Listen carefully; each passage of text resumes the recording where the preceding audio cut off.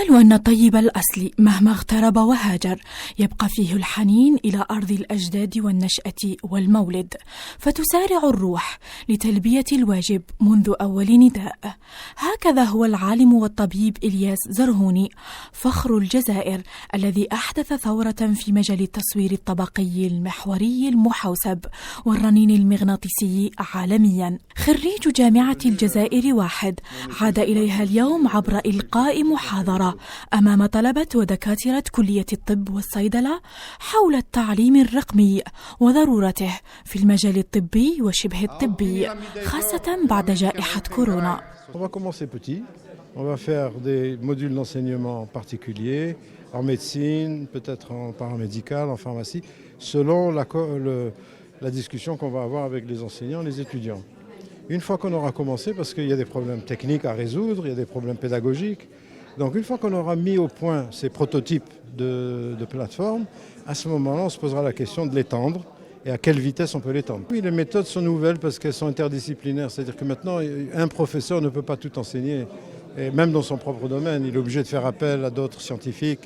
Donc, avec l'audiovisuel, on peut prendre par exemple un professeur de clinique, un professeur de biochimie, un professeur de chimie, on peut les mettre ensemble en virtuel. C'est très difficile de faire ça en présentiel, on ne peut pas le faire en présentiel. Donc voilà l'idée. L'idée, c'est d'améliorer l'enseignement en le rendant multidisciplinaire et connecter l'étudiant à lui-même à améliorer son propre enseignement et ses propres besoins. البروفيسور إلياس زرهوني أكد أن التعليم الرقمي يتجسد بدمج العلوم الفيزيائية والرياضية مع العلوم الطبية وشبه الطبية والإدارة الرقمية. هذا ما سيخلق تزاوجا بين الجانب البيداغوجي والجانب التكنولوجي. ابن ندروما أكد ذلك بعرض مجموعة من الأمثلة عكست أهمية التعليم الرقمي للوصول إلى تكوين جيد يختزل المسافات والزمن بالولوج إلى أهم وأحدث الدراسات وطنيا ودوليا.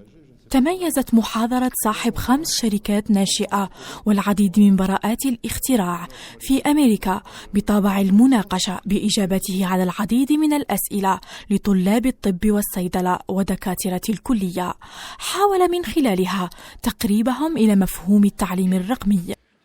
Je remercie le staff administratif de notre faculté, de notre université d'Alger 1, d'avoir organisé une telle conférence avec le professeur Zerhouni, donc une compétence internationale. Nous avons eu l'honneur d'assister à sa conférence.